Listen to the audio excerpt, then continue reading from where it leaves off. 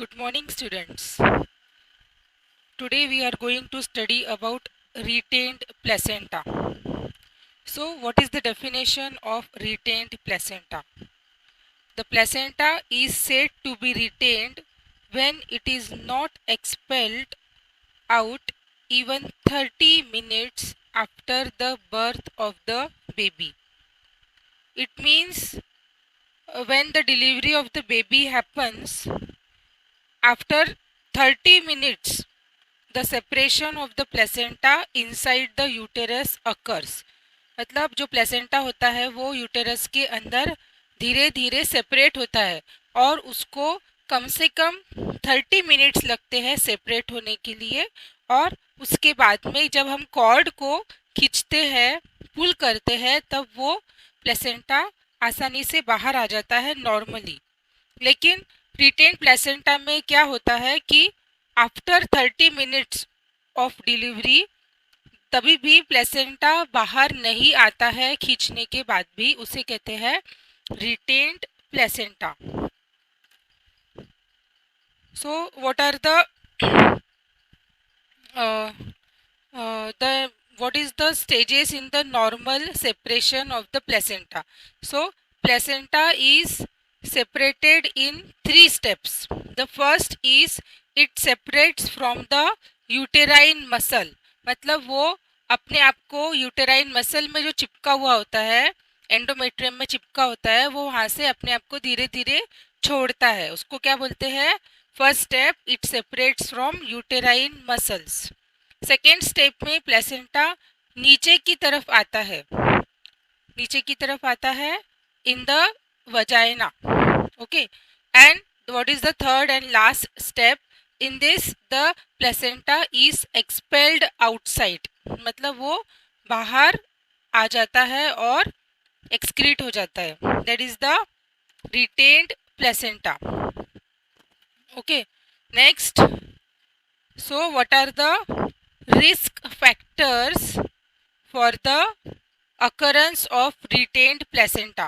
मतलब ये किस किस लोगों को, लेडीज को हो सकता है retained placenta.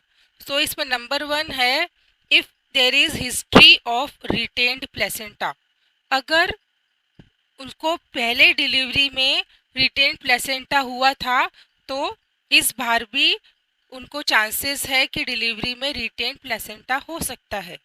Second, if there is previous injury और surgery to the uterus.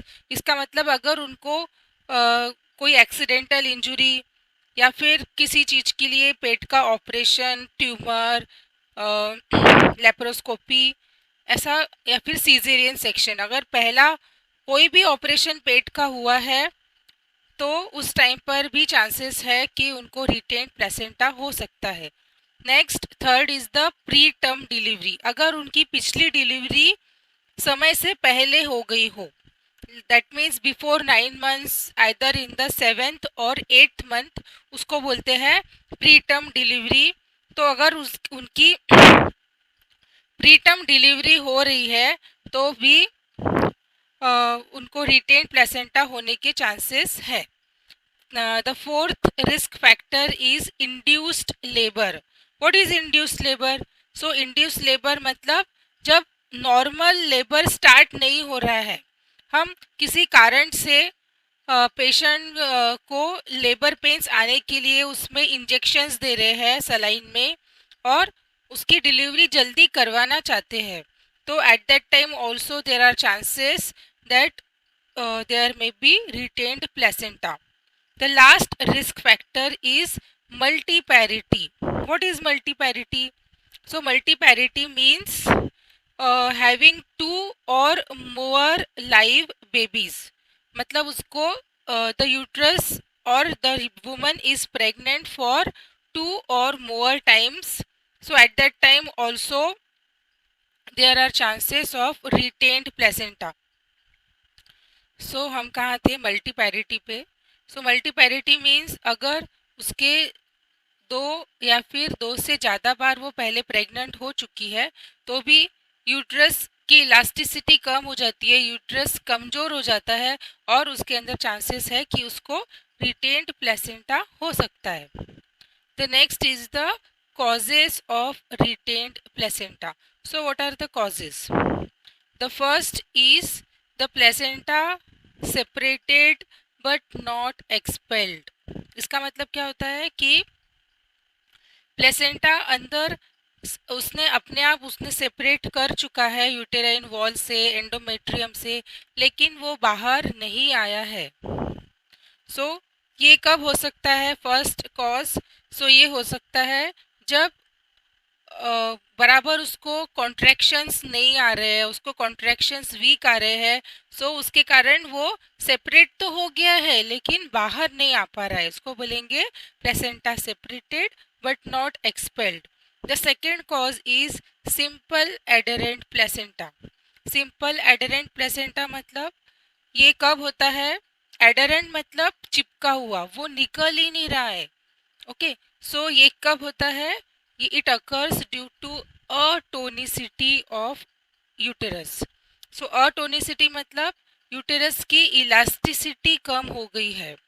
Okay, जो नॉर्मली इलास्टिक होता है वो हार्ड हो गया है, उसको बोलेंगे अटोनिसिटी ऑफ द यूट्रस। सो ये किन केसेस में होता है? It occurs in cases of grand multipara, मतलब जो बहुत बार प्रेग्नेंट हो गई है, उसके बाद में अगर उनको कोई यूटेराइन मालफॉर्मेशन है, लाइक यूटेराइन ड्राइडेल्फस या फिर congenital malformation of uterus. Next is if there is big placental surface area. अगर प्लेसेंटा का साइज बहुत बड़ा है तो ऐसा हो सकता है ट्विन प्रेगनेंसी में। अगर उसको ट्विन प्रेगनेंसी है तो भी प्लेसेंटा का साइज बड़ा होता है। नेक्स्ट, और कब हो सकता है simple adherent placenta? So it can occur in prolonged labour. Prolong labour मतलब उसको लेबर पेन्स काफ़ी लंबे समय तक चल रहे हैं, ऑलमोस्ट अराउंड 24 आवर्स, और उसकी डिलीवरी नहीं हो रही है।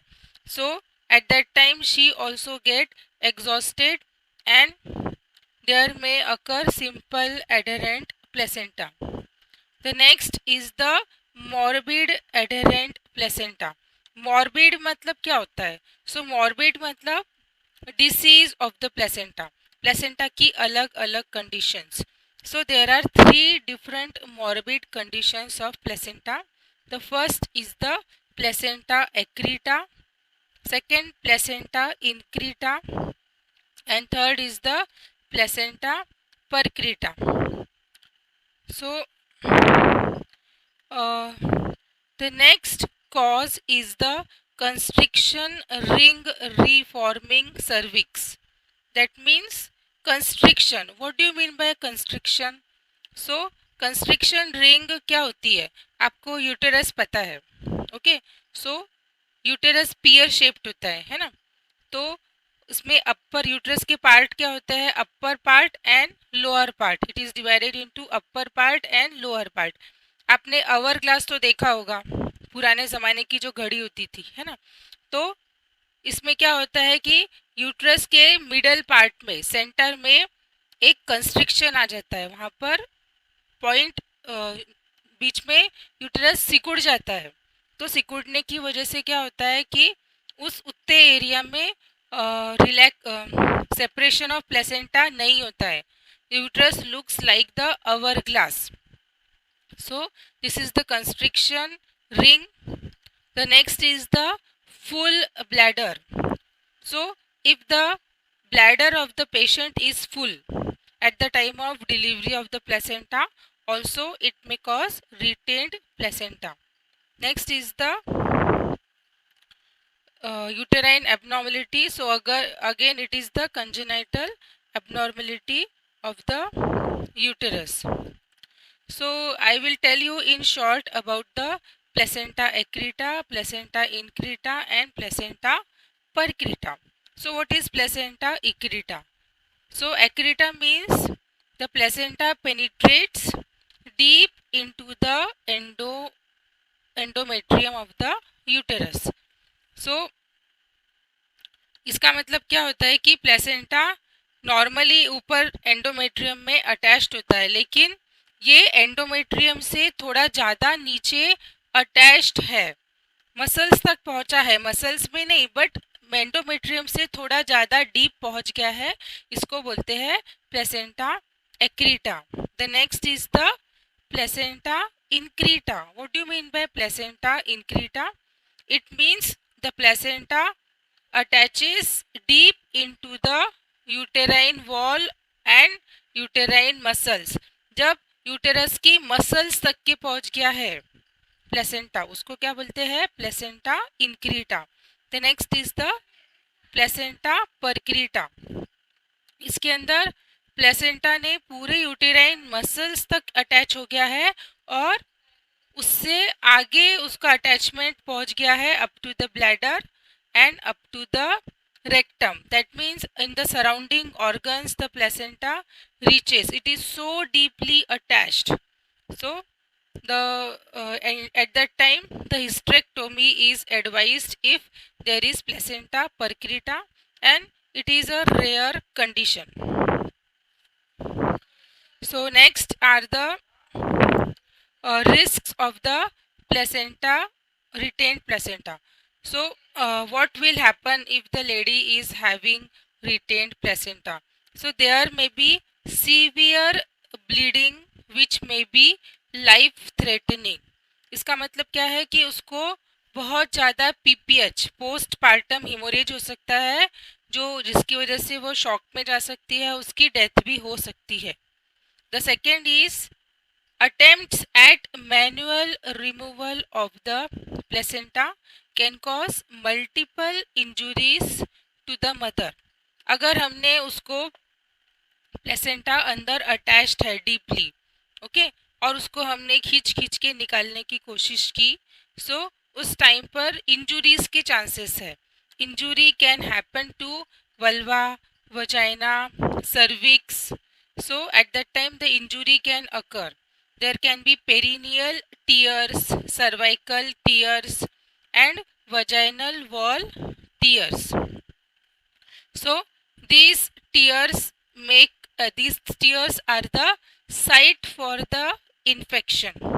So if the placenta is undelivered after 30 minutes, अगर 30 minutes तक placenta बाहर नहीं आता है तो हमने क्या करना चाहिए? So first of all we should empty the bladder of the woman. हमने उसको bladder by using catheter हमने empty करना चाहिए. Second is breast feeding और nipple stimulation. हमने immediately जो भी baby born हुआ है उसको breast feeding कराना चाहिए on the table, on the labor table only, because this nipple stimulation causes release of oxytocin and it helps in the separation of the placenta inside the uterus. The next is the change of position of the mother. हमने mother की position थोड़ी change करना चाहिए, उनको थोड़ा upright position मतलब sitting position में थोड़ा सा लाना चाहिए. So here are certain diagrams are also given showing the removal of the retained placenta. So in this we have to support the fundus of the uterus. We have to support the fundus of the uterus. Fundus is present in the lower abdominal region. So we have to support the fundus of the uterus and slowly remove the placenta by putting the hand inside the from inside the vagina into the uterus. Okay, so what are the complications of retained placenta? The first is the uterine inversion. What is uterine inversion?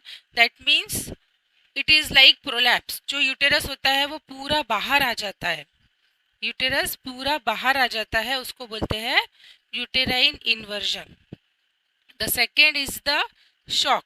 The patient can go in the shock because of excessive hemorrhage. Again, the third is the postpartum hemorrhage. The next is the puerperal sepsis. Puerperal sepsis means puerperium means that is the there are more and more chances of infection in the period of puerperium. It occurs because of tears of the vagina, cervix, like this. Next is the subinvolution. What is subinvolution? Subinvolution means it is the period of involution means it is the period of recovery after the delivery. So in this the uterus come in a normal size and function in this period, but because of this retained placenta and infections, the uterus is unable to come in its normal size and in its normal physiological functions. उसको बोलते हैं सब involution. Last is the hysterectomy. So if the placenta is deeply attached in the uterus, there is only option, that is hysterectomy. We have to remove the uterus and uh, to remove the to save the patient. So this is the in brief I explained.